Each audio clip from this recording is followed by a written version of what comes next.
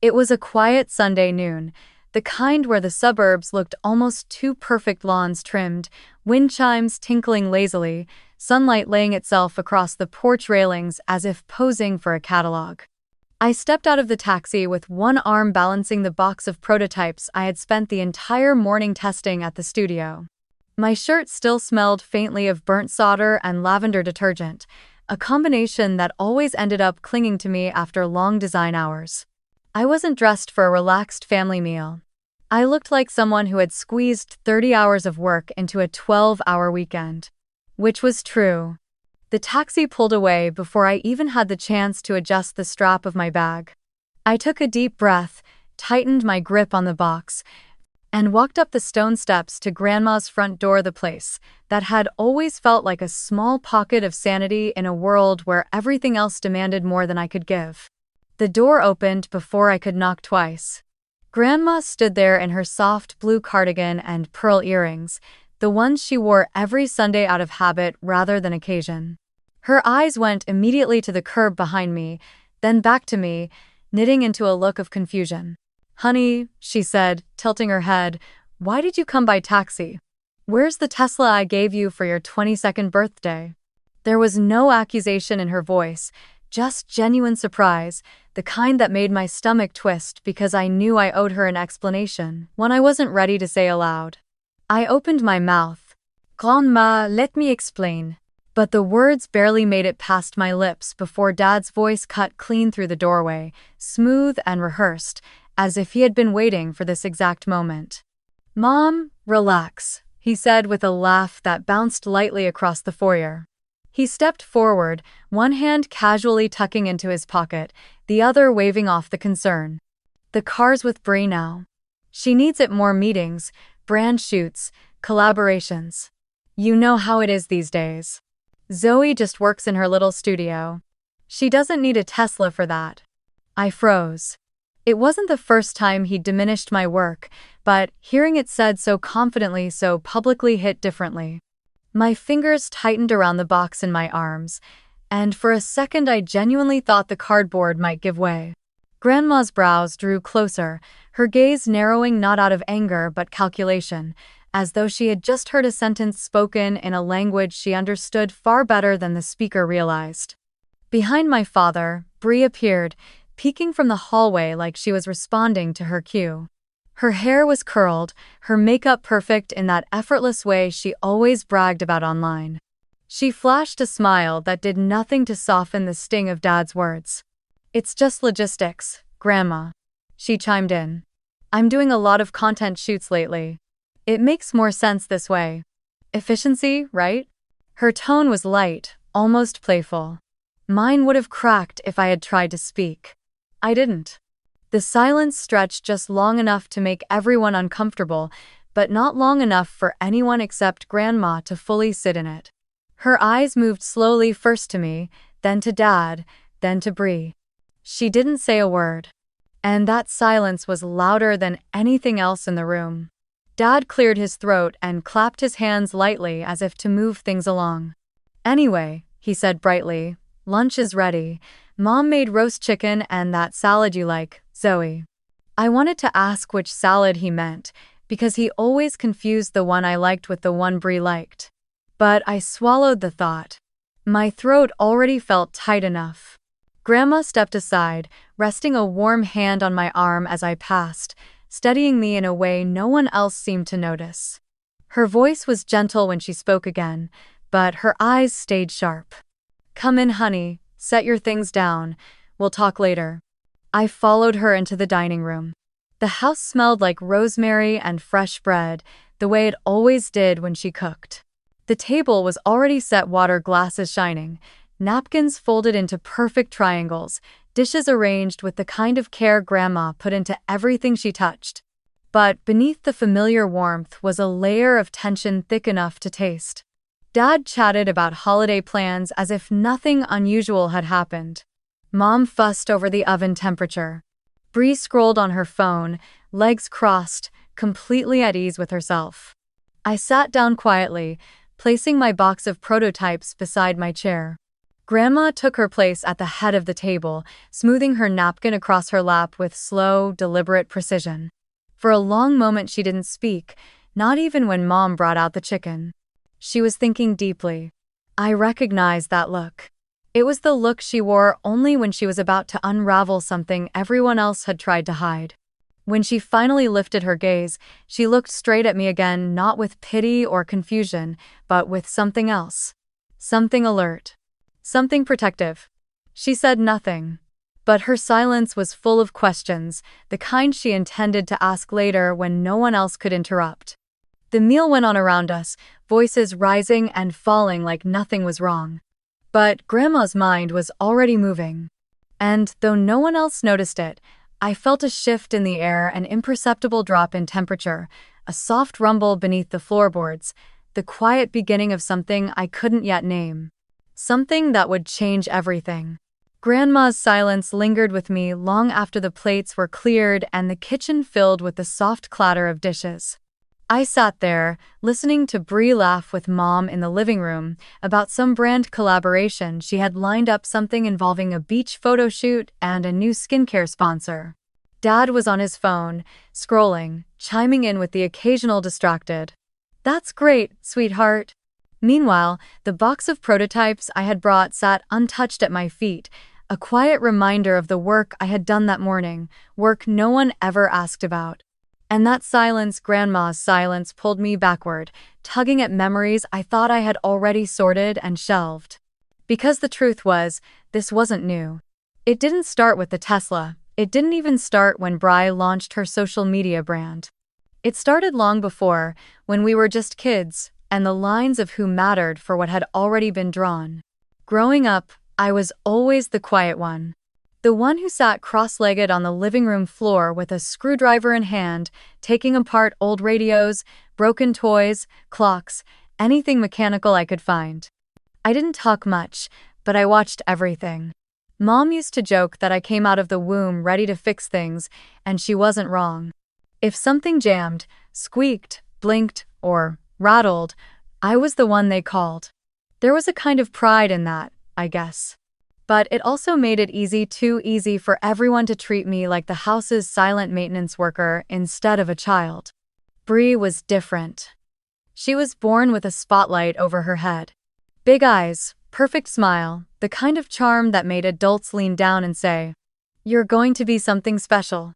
She could talk to anyone, anywhere, about anything. Teachers adored her. Family friends insisted she had star quality. She wasn't just the younger sister, she was the designated face of the family, the one everyone saw as a future success story, long before she ever decided what success meant. The favoritism didn't come suddenly, it grew in small, almost invisible shifts. When I got a full scholarship for high school, the reaction was simple, predictable. "Good job, Zoe.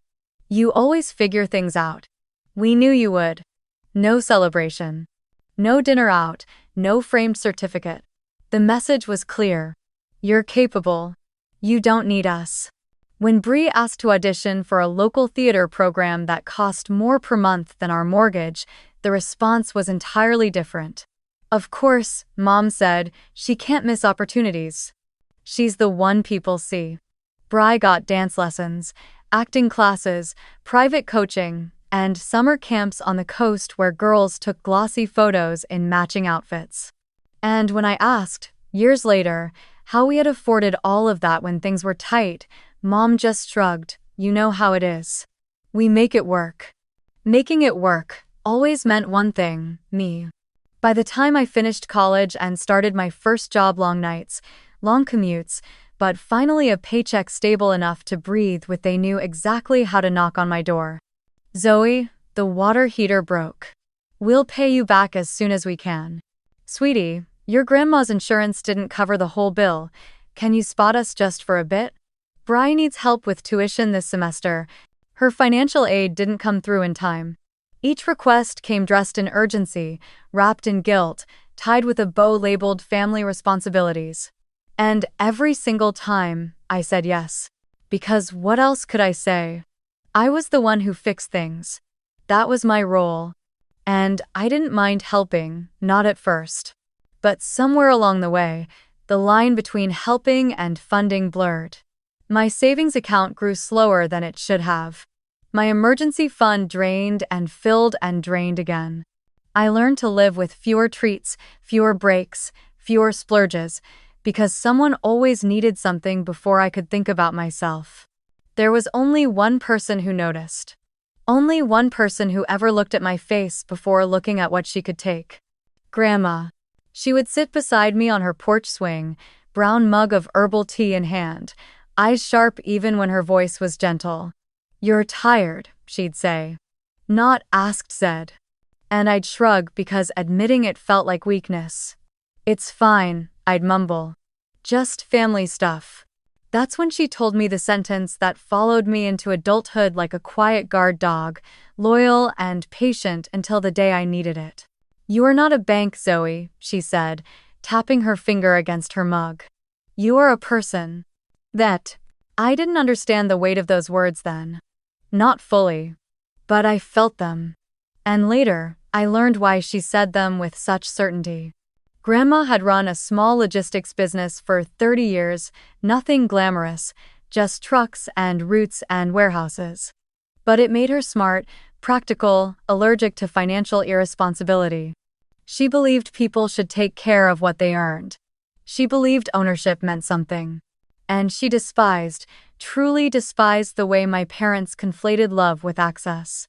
Taking from the one who worked the hardest to fund the dreams of the one who smiled the brightest was, to Grandma, not just unfair, it was immoral.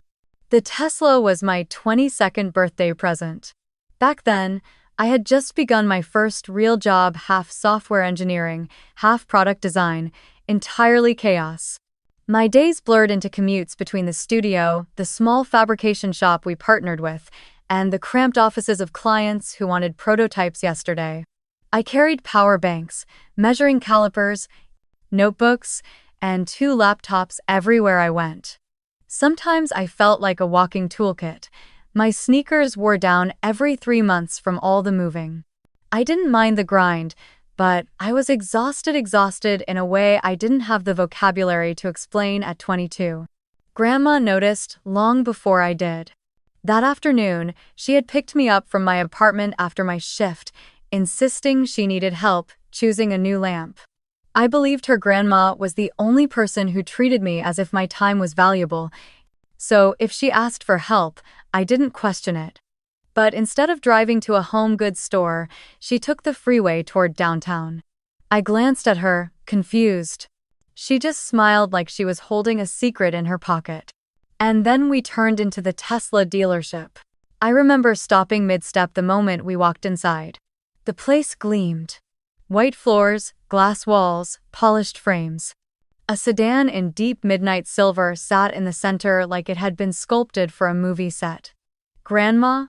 I whispered, unsure whether I was supposed to follow her or keep my hands tightly to my sides so I didn't accidentally touch something worth more than my annual salary. She didn't answer right away.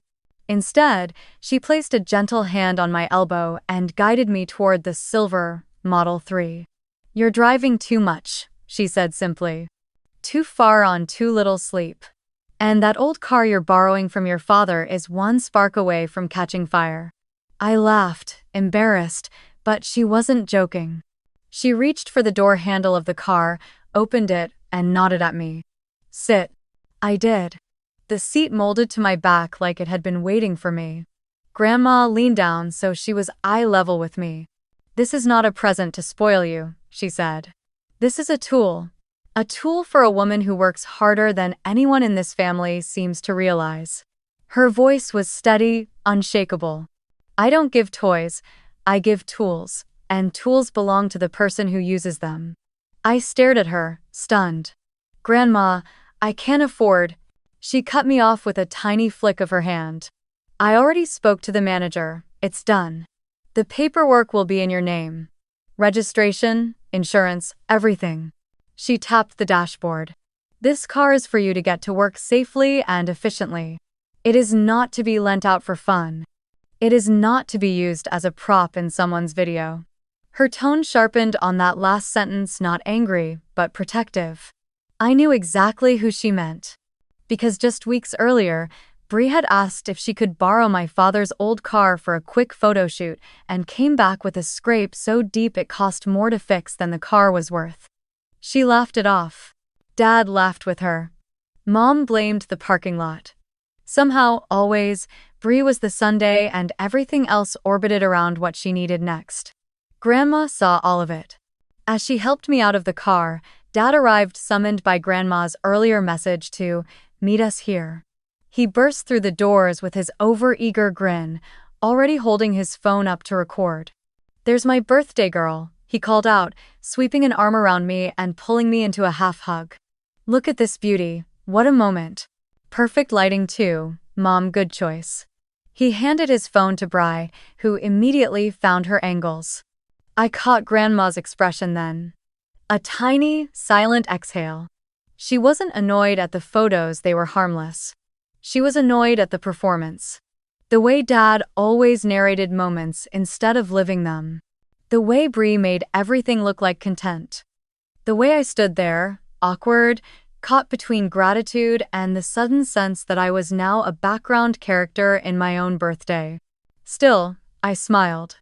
Because that's what I did. I made everything easier. Mom arrived last, sliding into the group with her signature voice, a tone that sounded gentle but always carried an undercurrent of instruction.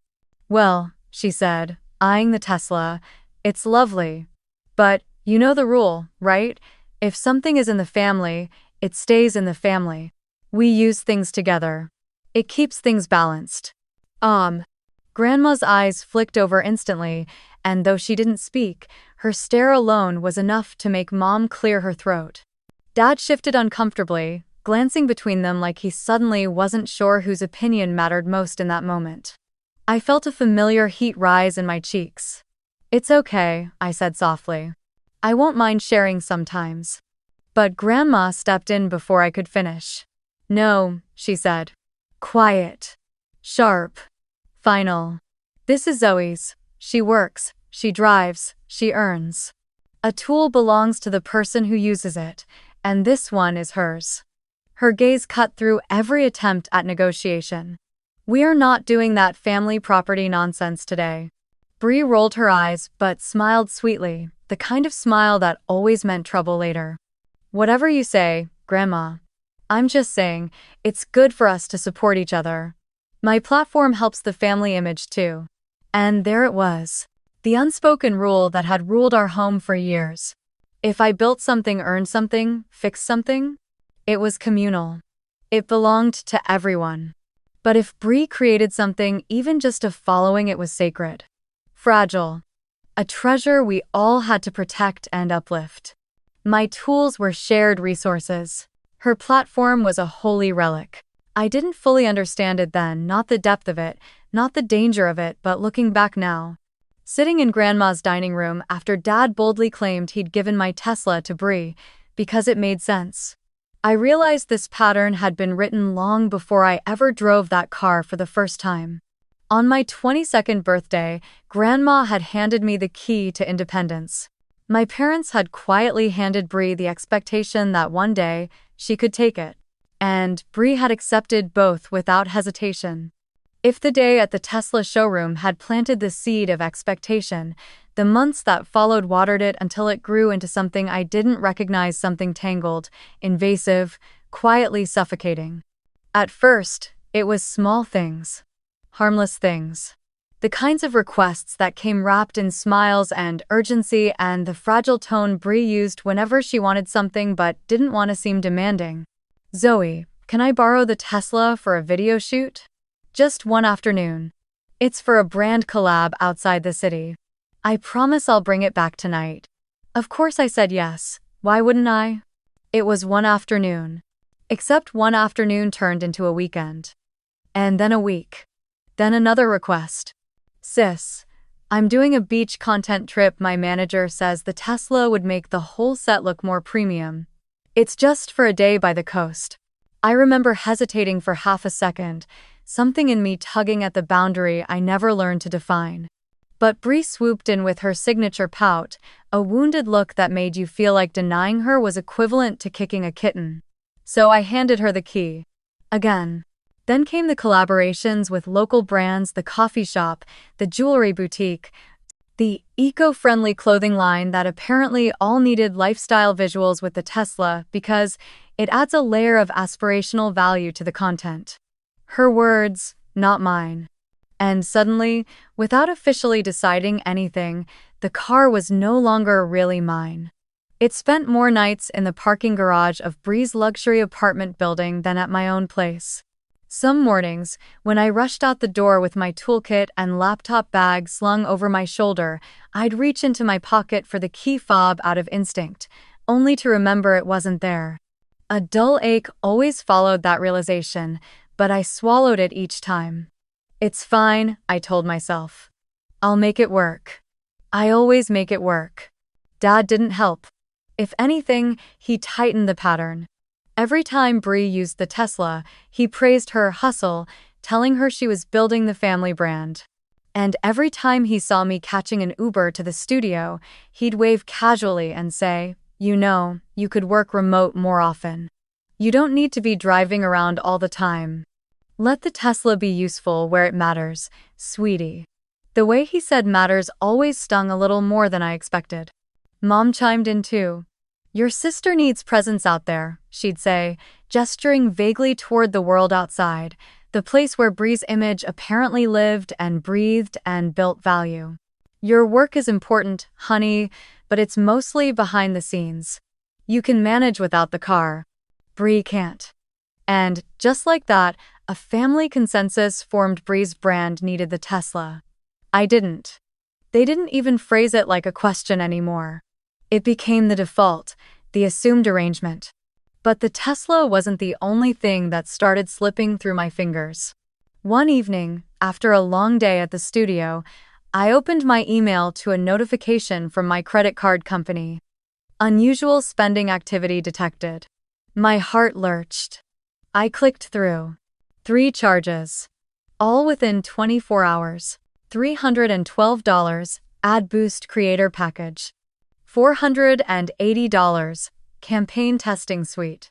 $699, Influencer Media Tools, Premium Tier.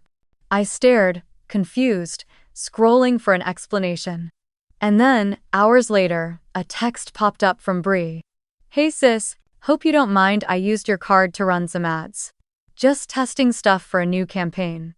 Promise I'll pay it back when the brand deal comes through." I remember the exact moment my chest tightened. I had never given her my credit card.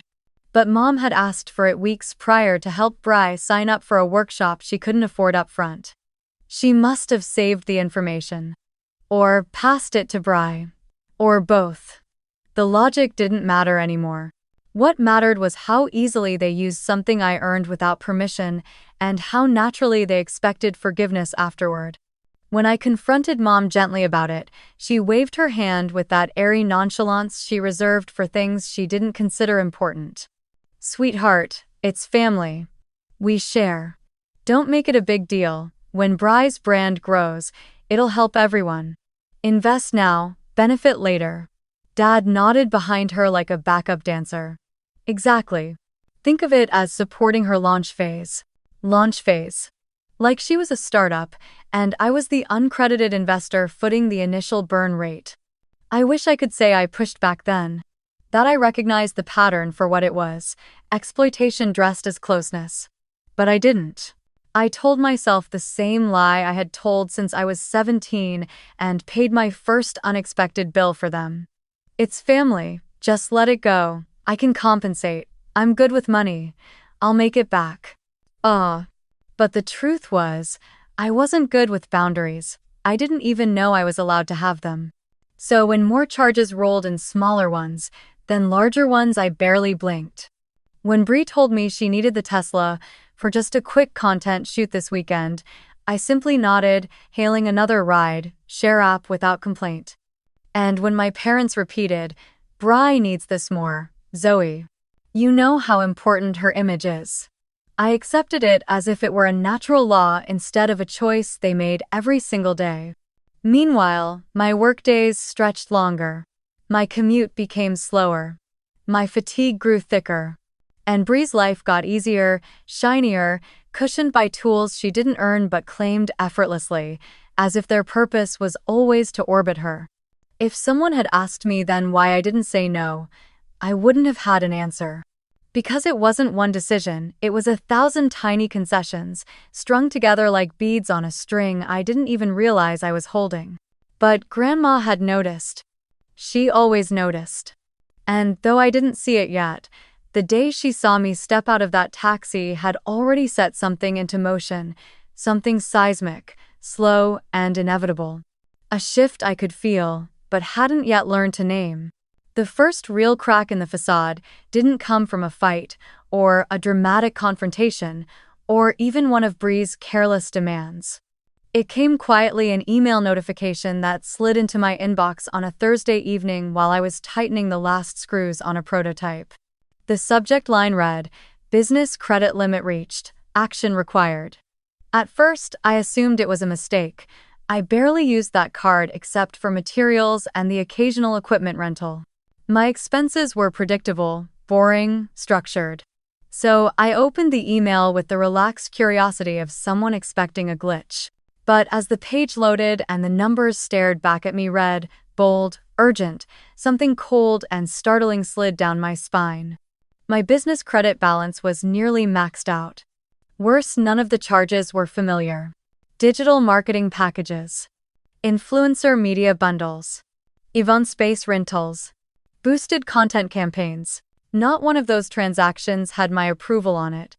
My breath caught in my throat, and for a second the world around me, my tools, my sketches, my half-finished devices felt strangely far away, as if I had been dropped into someone else's life without warning. I clicked through page after page of statements, scrolling, my pulse climbing higher with every unfamiliar vendor. I saw charges from platforms Bree used for her brand, names of studios she rented for photo shoots, subscription services tied to creator analytics dashboards. And then, like a knife twist, I saw one charge labeled Harborloft Studio, Premium Suite Booking. That was the same studio I used for product testing and filming demos for my clients. Except this charge wasn't from my usual room.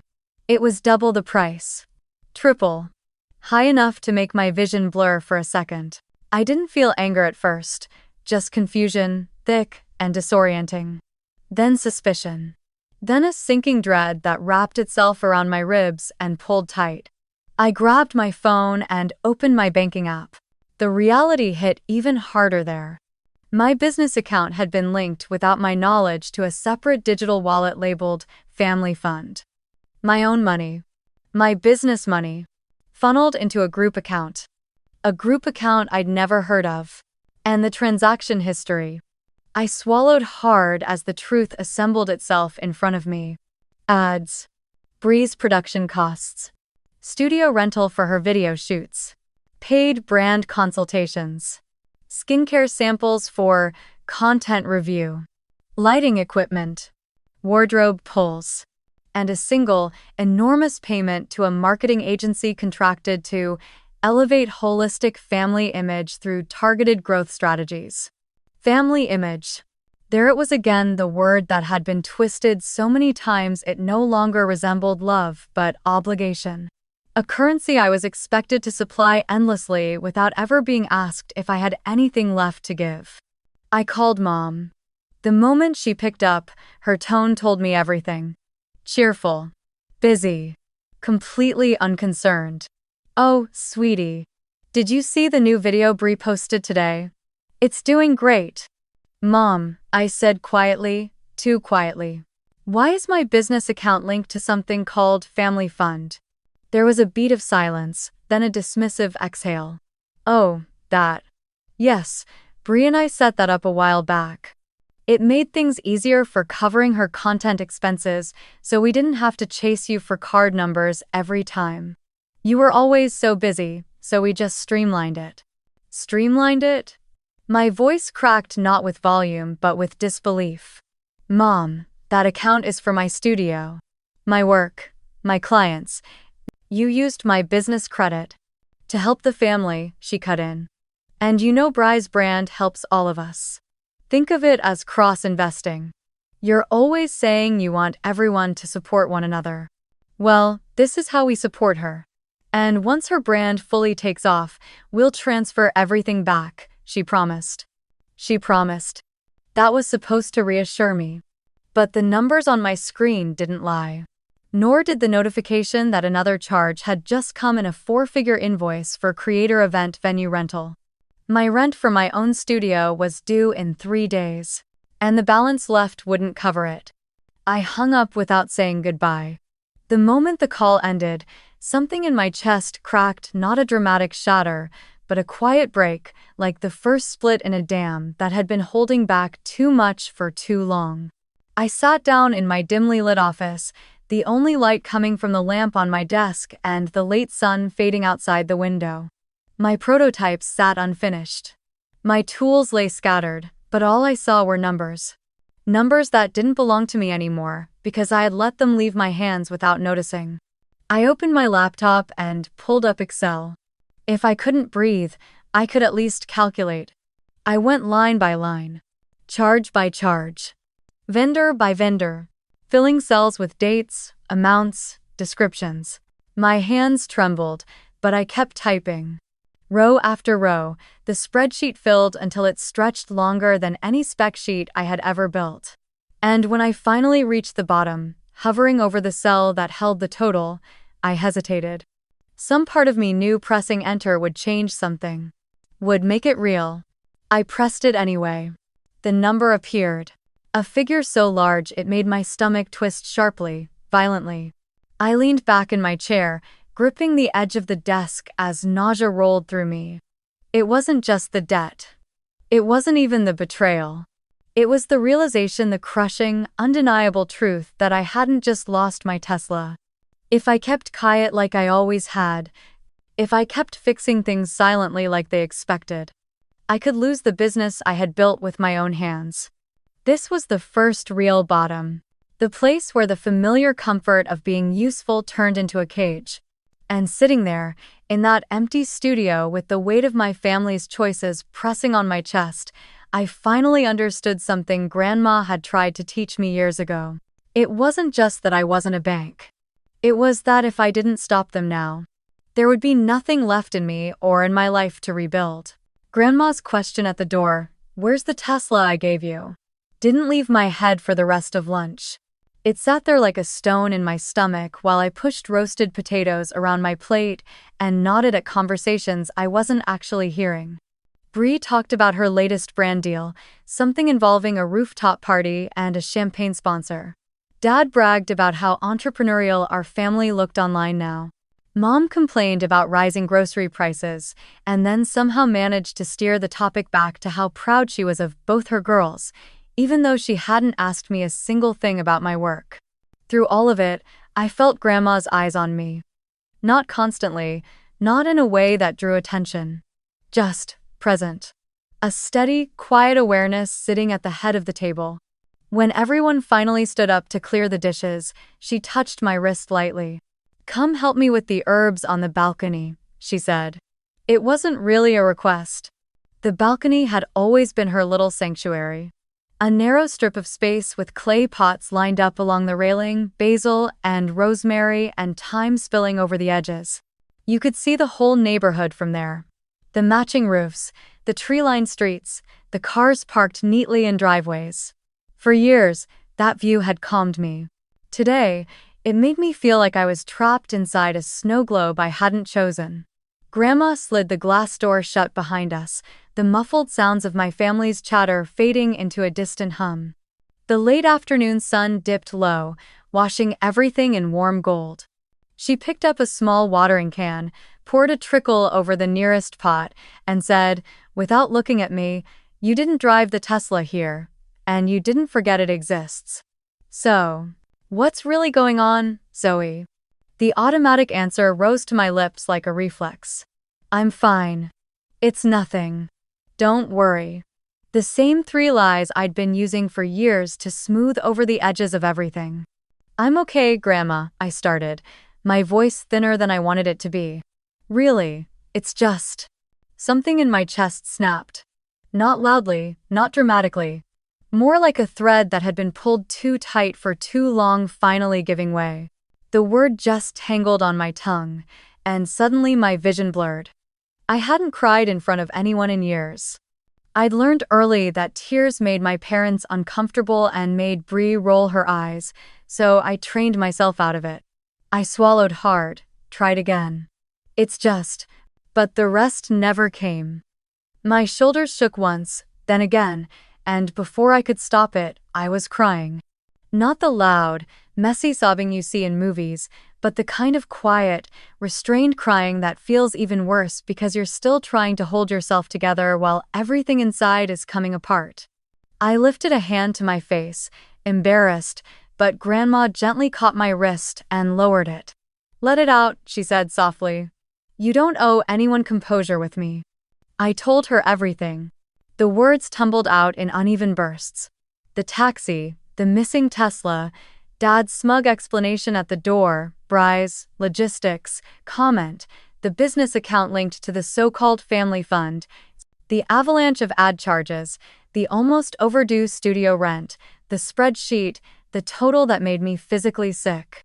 I heard my own voice shake when I said, "They're using my business card to fund her content, Grandma." And they didn't even ask. They just decided. I expected her to explode, to curse, to call my parents greedy or irresponsible or worse. It would have almost been a relief to have someone match the anger I didn't know where to put. But she didn't do any of that. Instead, she was very, very quiet. She set the watering can down carefully, as if even that small movement needed intention, then turned to face me fully. Her expression was not soft, but it wasn't harsh either. It was serious, focused, like she was staring at a ledger only she could see. "Zoe," she said slowly, "do you want to keep being their bank, or do you want to be the owner of your own work?" Her words landed like a hammer.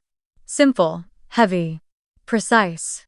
I opened my mouth, instinctively searching for a middle ground that didn't exist. "They're my family," I whispered. "I don't want to abandon them. I just." She raised a hand gently to stop me. That wasn't my question. Her eyes softened, but her voice did not. I asked, "Do you want to continue being their bank, or do you want to be the one in charge of your own life and business?" The truth, when I finally said it, was small and raw. "I want to be in charge," I admitted. "But if I stop helping, they'll say I'm selfish, ungrateful. They'll make me the bad guy." "They already do," Grandma replied, not unkindly. "They've just dressed it up in prettier words." She stepped closer, reaching up to brush a tear I hadn't realized had fallen from my cheek. "Listen to me, child. This is not about blame, it's about math and patterns. You have let them build a system where your work funds their comfort. That system will not stop because you are kind. It will stop because you decide to close the tap." I took a shaky breath. "I don't even know where to start." "Good," she said. "Starting from confusion is better than starting from denial." She patted the balcony chair beside her and sat down, waiting until I joined her. The evening air was cooler now, the sounds of my family faint behind the glass. "First thing, do not delete anything. No emails, no statements, no transaction records. No texts about borrowing cards or investing in the brand. You keep every single piece of proof. You understand?" I nodded, wiping my nose with the back of my hand. "Yes." "Second," she continued, "you organize it. That spreadsheet you mentioned? Good. Expand it, print it, back it up. You are an engineer. Treat this like a system failure analysis, because that's exactly what it is." Her eyes glinted, a hint of pride breaking through the sternness. "You document the failure." For the first time that day, I almost laughed. It came out more like a shaky exhale, but it was something. "That's the most grandma thing you've ever said," I muttered, and she smiled faintly. "Well, I'm not going to start being someone else now, am I? She replied. She leaned back, looking out over the rows of identical houses, her voice turning contemplative. Your parents, they are who they are. They believe in this fantasy of a family brand, and they are using your reliability to pay for it. Your sister. She's been trained to see herself as the investment, and everyone else as the investors. Yelling at them won't fix that. Crying in front of them won't fix that. You know what does? She turned back to me. Consequences and clarity. In that order, Arlie died. I swallowed. So what do you want me to do? Not what I want, she corrected. What you want, but if you are asking for my advice, she paused, choosing each word carefully. Next Sunday, we're having lunch again. All of them. Your parents, your sister. I will invite them under my name and tell them we are discussing holiday plans and some paperwork. You will bring your laptop, your file, your printed statements. You will sit at this same table and we will lay everything out. Numbers. Dates. Transactions. You will not accuse. You will present. You will not cry. You already did that with me. This time, you will show them the cost of their family fund in black and white. My stomach flipped. And the Tesla? Her eyes hardened, just slightly. The Tesla is legally in your name, yes? I nodded. Then we'll let them explain to my face why they think they can give away property that does not belong to them. I am very curious to hear that logic spoken out loud. There was steel in her tone now. Not uncontrolled fury, something colder. Sharper. The kind of resolve that made me suddenly very grateful she was on my side. What if they get angry? I asked quietly. What if they say I'm tearing the family apart? She exhaled slowly, watching a breeze flutter the leaves of her basil plant. Families do not break because one person stops being exploited, she said. They break because too many people are comfortable with the exploitation. If they choose to be angry at you for drawing a line, that is their reflection, not yours. She reached for my hand, squeezed it gently. You are not responsible for how they react to the truth. You are only responsible for whether you continue to fund the lie. A knot in my chest loosened not fully, but enough to breathe a little deeper. So I keep everything. I document. I bring it next Sunday. And in the meantime, she added, you make no more payments for the family. None. When they ask and they will, you can simply say, I'm reviewing my finances. Which is true. You will be. Let them feel the edges of your absence. It will show you very quickly who sees you as a person and who sees you as a service. We sat there in silence for a moment, watching the sky darken from gold to soft blue. Behind the glass door, I could see Bree lifting her phone, framing herself in the kitchen light, laughing at something on the screen. Dad passed behind her, patting her shoulder, proud. Mom moved dishes around, glancing at the camera to make sure nothing looked off. A perfect, curated scene. Grandma? I said quietly. Yes, honey? Thank you for not treating me like I'm crazy. She squeezed my hand again, firmer this time. You're not crazy, she said. You're just waking up. And waking up hurts. But once you're fully awake, you don't go back to sleep in the same house. She stood up slowly, joints protesting a little, and slid the balcony door open. The sounds of my family spilled back in, bright and oblivious. Now wipe your face, she added lightly. No need to give them a preview of next week. I laughed, a real, small laugh this time, and did as she said. When I stepped back into the living room, carrying the weight of my decision quietly under my ribs, no one noticed the difference in me. But Grandma did, and for the first time in a very long time, I didn't feel completely alone. I backed to my studio that evening with the kind of focus that only comes after a breaking point. The city lights slipped past me in long, blurred streaks, but I barely registered them. Grandma's words replayed over and over in my mind, steady, unyielding, like a metronome guiding me toward a rhythm I had never let myself hear before. Do you want to be their bank, or do you want to own your life? The question echoed so loudly that by the time I unlocked the studio door, something inside me had already shifted into place. The studio was dark, except for the faint glow of the street lamp outside the window. My prototypes sat exactly where I'd left them earlier that day, half assembled, wires exposed, tools scattered like the remnants of a battle I'd fought only halfway.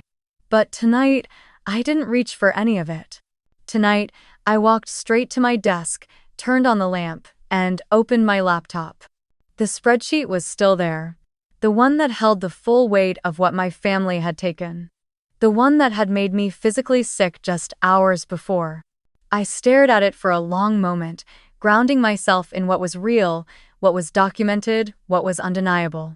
Then I opened my browser. The first step was passwords.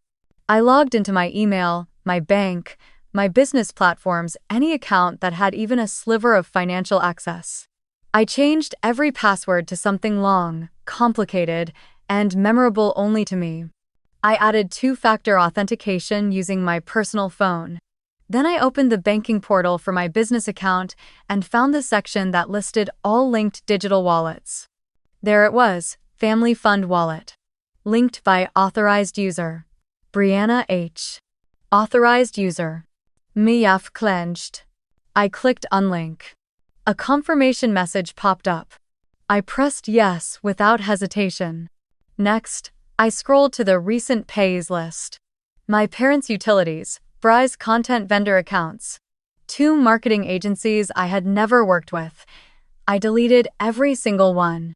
Then I opened another tab and began the process of creating a brand new business account under my name only, new routing number, new card, new security setup, no shared access. It took time, but it felt like reclaiming a house that had been ransacked room by room. The Tesla app was next. I logged out of the family-shared Apple ID that my parents insisted we all used to keep things convenient. I created a new email just for my car and insurance documents. I changed the registered information, removed all secondary users, updated emergency contacts, everything. When I hit Save Changes, a small message appeared, Primary Control updated.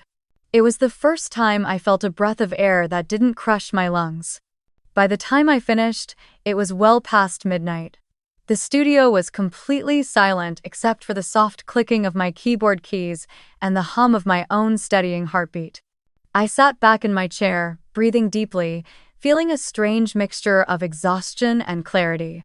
It wasn't anger. It wasn't even triumph. It was something quieter, like the first step onto solid ground after years of treading water. Then came the hardest part. Facing them.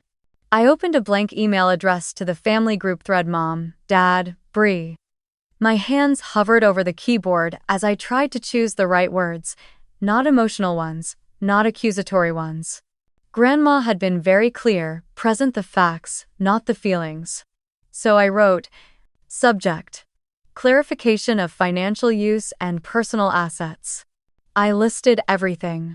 A condensed, bullet point summary of the total amount spent from my business account on household costs, Breeze brand, studio rentals, advertising packages, and miscellaneous charges. I attached the spreadsheet. I noted dates, vendors, totals with no commentary. Just data.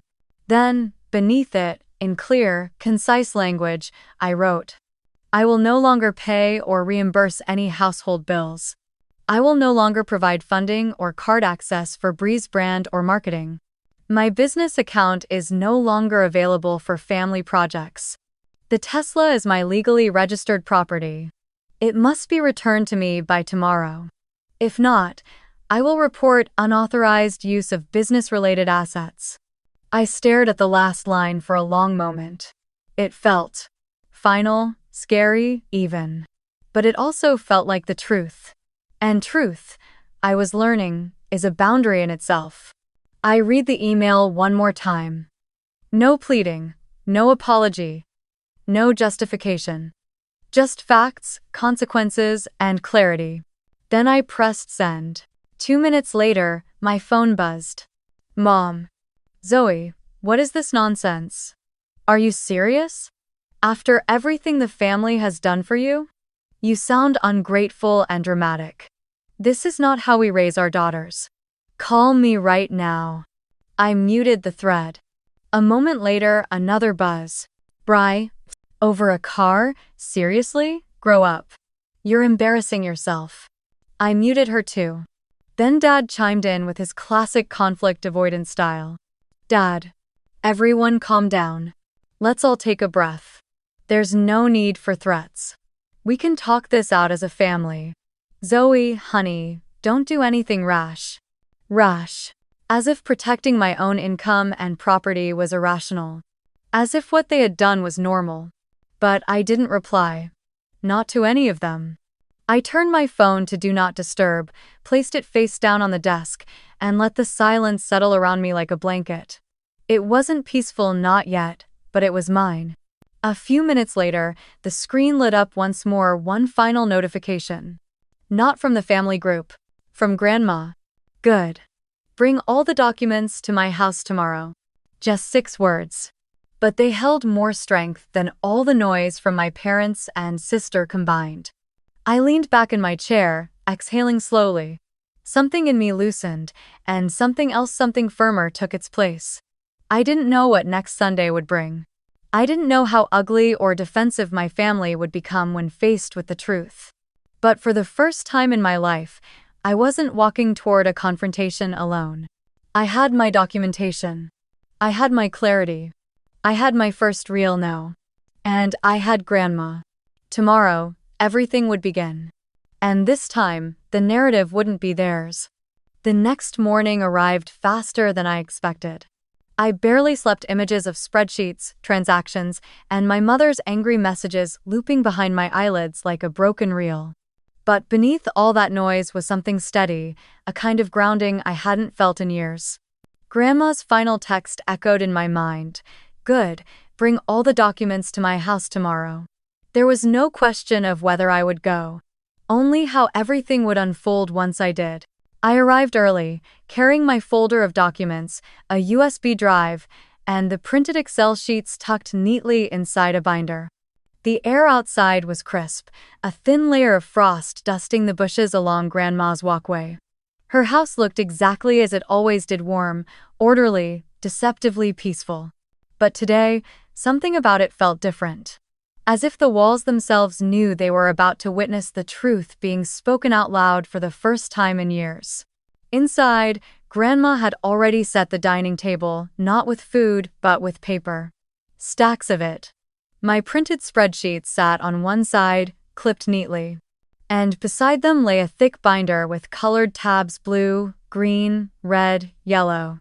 Legal documents. Contracts. Statements.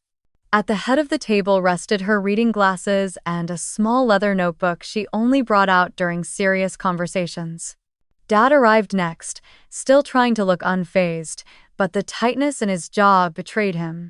Mom followed close behind, her purse clutched like a weapon, already brimming with indignation. Bree strolled in last, wearing oversized sunglasses despite being indoors, her phone raised as she filmed a quick update for her followers about her busy family day. She didn't notice Grandma silently watching her through narrowed eyes. When everyone finally sat, Grandma folded her hands neatly in front of her and spoke in a tone that carried effortlessly across the room. Thank you all for coming. I told you we'd discuss holiday planning and some paperwork. Mom wasted no time. Mom, she began sharply, turning toward Grandma but pointing subtly at me. Before we get into anything, I need to say this. Zoe has completely overreacted. She's making a mess out of nothing. Bree only borrowed the Tesla a little bit, and everything she spent was for the family's image. She's making us sound. Grandma lifted one hand. Just one. Mom stopped mid-sentence, her mouth hanging open like a puppet whose strings had been abruptly cut. We are not here, Grandma said, her voice calm but carrying an unmistakable edge, to perform the same script we've been performing for years. We are here to look at facts. She reached for the first stack of papers, my Excel printouts, and tapped the top page. These are numbers. Not opinions, not exaggerations, numbers. She slid the first sheet toward the center of the table. Zoe, she said. Read the total. My throat tightened, but I obeyed. I looked down at the figure I had triple-checked at midnight. When I spoke, my voice wavered only slightly. The total used from my business account, personal cards, and savings to cover household expenses, Bry's brand expenses, ads, studio rentals, and related fees. I swallowed hard. It's $42,891. Silence detonated like a bomb. Mom blinked once. Twice. That can't be right, she whispered. Bree, you didn't? But Grandma didn't give her the chance to rewrite the narrative. She picked up the sheet, held it between her fingers, and read the number aloud slowly, clearly as though announcing a verdict. $42,891. Dad shifted uncomfortably. Bree stopped recording. Grandma then set the paper down with deliberate precision. And now, she said, we will call this what it is. She looked from Dad to Mom to Bry. It is theft by usage. Whether or not you intended harm, you used what was not yours. And you allowed Zoe's hard work to fund your comforts without her consent. Mom gasped. Theft? Mom, you're being dramatic. We were supporting our daughter's career. Bry's platform is for the family. Grandma raised her hand again. Stop. Her voice was firm enough to slice through the air. I am done with excuses. Zoe is the only person in this house who earns her own money. And you three have been draining her like she is a bottomless well. She is not your well. And she is not your bank. Dad opened his mouth, perhaps to defend himself, but Grandma held up another document, a will, from the look of it. Before this gets any more emotional, let me explain something I have kept to myself for several years. Mom's eyes narrowed. Dad stiffened. Bry's phone slowly lowered onto the table. Years ago, Grandma said, laying the document flat, I noticed a pattern in this family. Favoritism, financial irresponsibility. A tendency to treat Zoe's achievements as convenient and Bree's image as essential. She sighed, almost sadly. So I created a family trust. Dad blinked. A what? A trust, Grandma repeated, a legally binding structure meant to protect certain assets from misuse. She pulled forward the binder with the colored tabs. Inside this trust, she continued, flipping open to the first section, are three major assets. The Tesla Zoe drives, the small lake house that's been generating rental income for years, and a portion of the stock in our family logistics company. Dad looked as if someone had drained the blood from his face. Mom's eyes widened. But we thought, Mom, you told us. I told you enough, Grandma replied, but not everything. Because if I had, you would have found ways to twist it for your own benefit. Then she dropped the first twist like a stone into still water. The primary beneficiary of that trust, she said, tapping the page, is Zoe. My breath hitched. Dad's chair creaked as he leaned back, stunned. And you, Grandma added, turning to Dad, were never the owner of those assets. You were simply the temporary trustee, someone who manages the trust until the beneficiary is ready. By a manager, she emphasized, not a decision maker, not a distributor, and certainly not someone with the authority to give away property that does not belong to you. Dad's lips parted. I didn't know. You didn't ask, Grandma corrected sharply. Before he could recover, she delivered the second twist, the one that changed everything. When Zoe sent me those spreadsheets, Grandma began, I contacted my attorney, and for the last week, we have been restructuring the trust. I met. Dad swallowed. Mom, what are you saying? I am saying, she replied with chilling calm, that, as of yesterday, you are no longer the trustee. Mom's hand flew to her chest. What? You removed him? Just like that? No, Grandma said. Not just like that. I removed him because he misused his position, failed to protect the assets, and enabled financial exploitation of the trust's rightful beneficiary. She slid a new document toward me.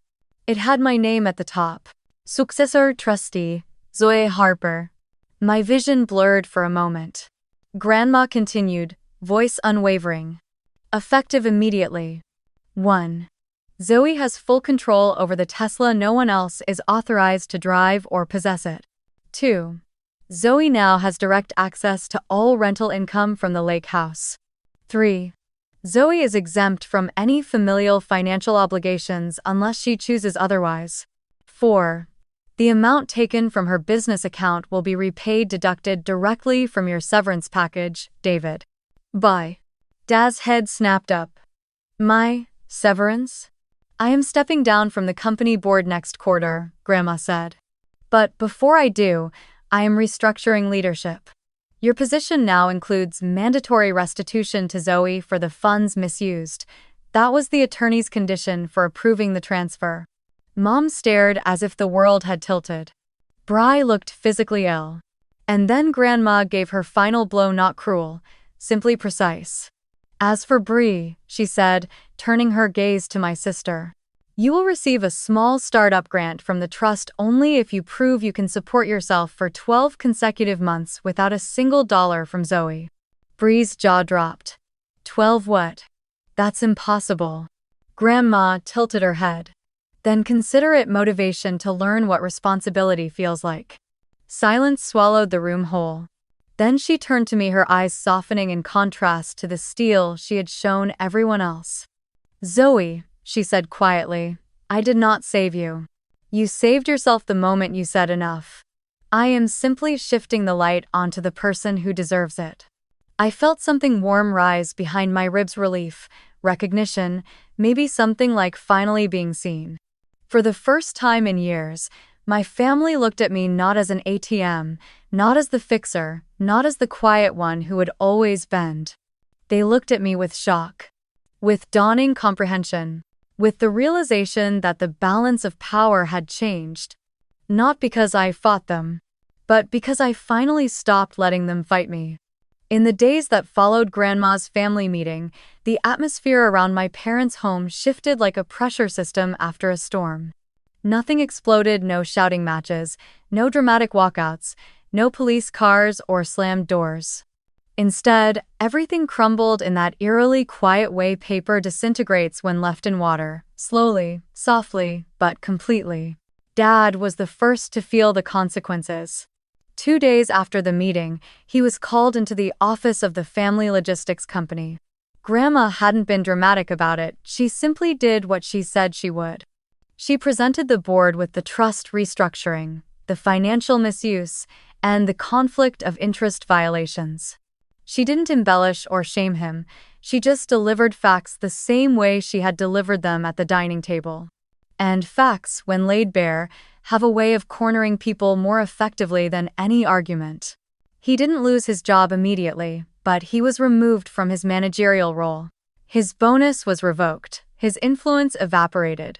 And within a week, his duties were redistributed to people who actually understood logistics instead of family branding. The subtext was clear: he wasn't trustworthy with authority he didn't earn. For the first time in decades, Dad had to look for real work. I heard through Grandma because he certainly wasn't going to tell me that he spent hours scrolling job sites, irritated and frustrated but too proud to admit it. His world had been built on the assumption that everything he had was secure, inherited, or owed. Now, without Grandma's leverage propping him up, he stood on shaking ground for the first time. Mom's reaction was louder, but in a digital way. She took to Facebook like a bird shrieking after its nest had been disturbed. Long, vague posts about betrayal from within, and children losing respect for tradition. Dramatic memes about ungrateful offspring. Photos of Bri with sad captions about supporting my baby during tough times. She never mentioned my name directly, but the implication was clear enough for her online circle. I was the villain. The comments rolled in sympathy from acquaintances, passive-aggressive notes from distant relatives, the usual mixture of validation and gossip that kept people like my mother emotionally fed. She reveled in the attention, her martyrdom neatly packaged behind curated angles and pity-seeking stories. And though a younger version of me might have been devastated, this time it barely grazed me. I knew the truth. And so did Grandma. So did my bank account. So did the legal documents with my name on them. Then there was Bree. Her fall was the quietest but perhaps the most transformative. Without access to my funding streams, the family fund she once treated like a bottomless vending machine evaporated overnight. She tried to keep up appearances, at first posting her usual glam routines, filming videos in her luxury apartment. But maintaining that lifestyle without financial backing proved impossible. Within a month, she broke her lease. She moved into a smaller apartment, one without rooftop access, without marble countertops, without the aesthetic she'd built her brand around. And for the first time, she had to figure out what content looked like when it wasn't sponsored by someone else's money. She messaged me once during that time. A short, clipped text. I didn't realize how much things cost. I didn't reply. Not because I was cruel, but because growth often requires silence from the person you used to lean on. Meanwhile, my life began to expand, not explosively, not overnight, but in a deep, grounded way that felt stable for the first time in years. The rental income from the lake house arrived steadily every month. It wasn't a fortune, but it was enough to remove the constant tightness in my chest. Enough to give me breathing room. Enough to let me work without fear. With the Tesla back under my control, my daily commutes shortened. My energy returned. I upgraded my studio, not extravagantly, but intentionally. A bigger space with better lighting and stronger floors for heavy equipment. A new 3D printer. Proper storage cabinets. Noise-dampening panels. Tools I had dreamed of for years but always held off buying because I had other obligations. Now those obligations were gone. I hired a part-time assistant, a young engineering student named Lila who asked thoughtful questions and took pride in learning. She reminded me of myself at 20, earnest, curious, hungry to build something meaningful. Training her didn't exhaust me. It felt like passing the torch in a way I had never been allowed to before. Grandma visited often. Sometimes she'd bring pastries. Sometimes she'd bring tea. Sometimes she'd bring nothing at all except her presence. One afternoon, she walked in holding a small newspaper clipping. Without saying a word, she pinned it to my studio fridge. Local female founder revitalizes small hardware design firm. There was a picture of me beside one of my prototypes, smiling, unaware the photo was being taken.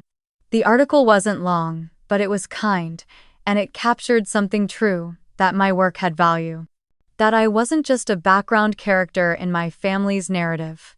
Grandma brushed a strand of hair behind my ear and said, "That one deserves to stay up." I realized then something important: the story we had just lived wasn't a revenge tale. It wasn't about humiliating my family or winning against Bree or punishing my parents. It wasn't even about the money, not really. It was about release. About stepping out of the role they had cast me in: quiet fixer, uncomplaining provider, invisible backbone. About choosing myself without apology. Nothing about my rise felt triumphant in the stereotypical sense. I wasn't popping champagne or flaunting my regained independence. I wasn't laughing at my family's distress. In fact, the oddest part was that I felt compassion. Not enough to let them back into my finances. Not enough to erase the past.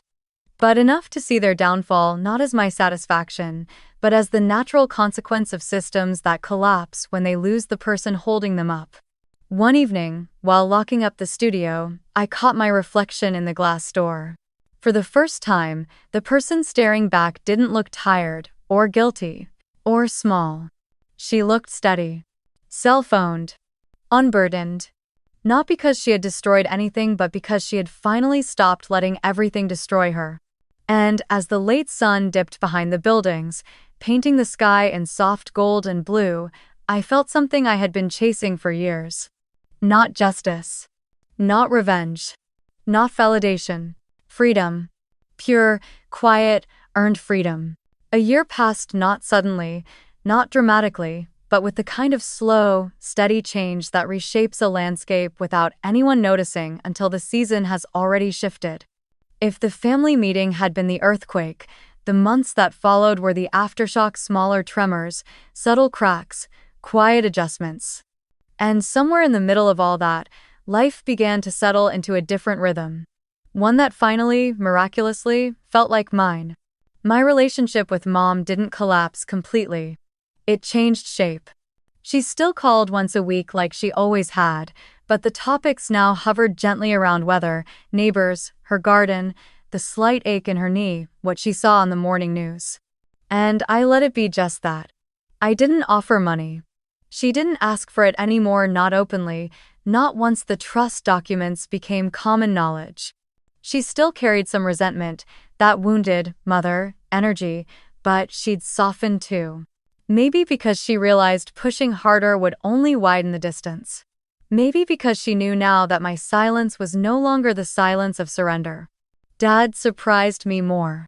Every so often, he would stop by my studio on his way home from work, real work, at a new company where no one cared about family image or legacy. The first few visits were painfully awkward. He kept his hands in his pockets. He complimented things that didn't need complimenting. He cleared his throat too often. But he always bought something small: tools, desk organizers, even a prototype lamp I hadn't intended to sell, and he always paid full price.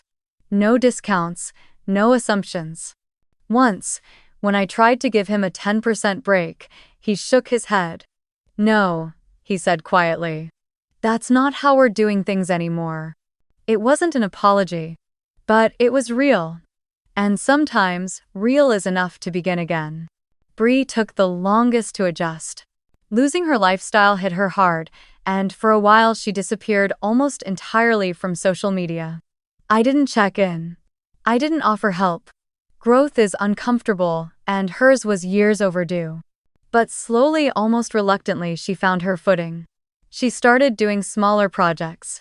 Genuine ones. Collaborating with local businesses, shooting videos from her apartment using natural light instead of rented studio sets. She created content that felt less like a performance and more like effort. And sometimes, on quiet afternoons, she would stop by my studio to buy a product as a birthday gift for a friend or a thank you present for a client. She always paid the exact listed price. Once, she even asked me, shy in a way I had never seen, "Do you think I could make something like this someday?" It wasn't a request for money or tools. Just curiosity. Possibility. For the first time, I saw the version of her that might have existed if she'd ever been taught self-reliance instead of entitlement. And as all of them shifted, I shifted too. I learned the simplest truth of all.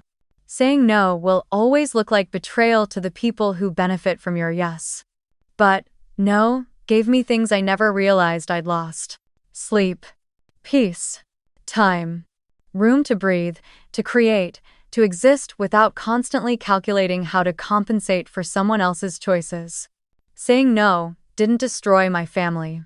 It destroyed the illusion that I owed them every piece of myself. Grandma visited more often than anyone else. She would walk into the studio with a bag of pastries or a stack of magazines under her arm. Sometimes she brought nothing, just herself and her sharp eyes and her quiet pride.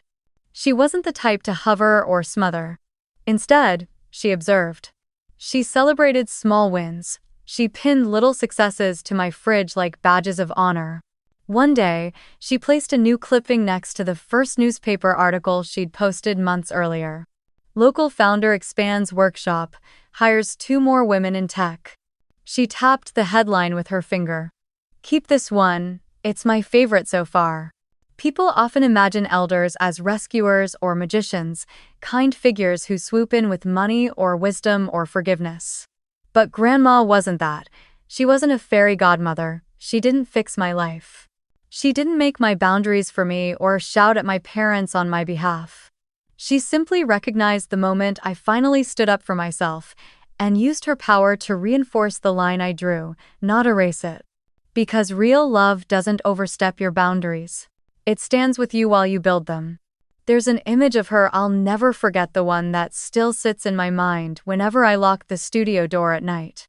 It was late November, the first hint of winter hanging in the air. I had just finished packing up for the day when she stepped into the workshop, her cheeks pink from the cold. I tossed her the Tesla keys, and she laughed. "Driving again, are you?" I teased. "You bet your life," she answered, sliding into the passenger seat as if she'd done it 1,000 times. We drove home together, the sky melting into purples and golds as the first flakes of snow drifted lazily through the air. Halfway down Maple Street, she rested her hand over mine and said, almost like a secret, "Love is not letting people spend what you never offered them." The words settled deep inside me, like a truth I'd been circling for years but only now had the language for. Later, as I dropped her off at her front porch, she turned back, looked directly at me, and smiled the kind of smile that carries decades of knowing behind it. "You've built something good, Zoe. Not just a business, a life. Don't hand it away again." When I got back to the studio, I hung my keys on the little hook I'd screwed into the wall.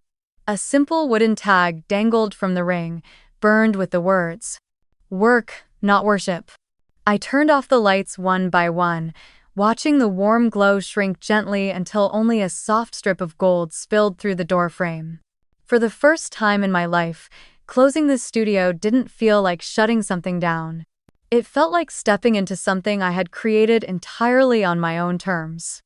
And as I pulled the door closed, my hand lingering on the cool metal for a breath longer than usual, I realized the story wasn't about breaking free from my family. It was about finally returning to myself.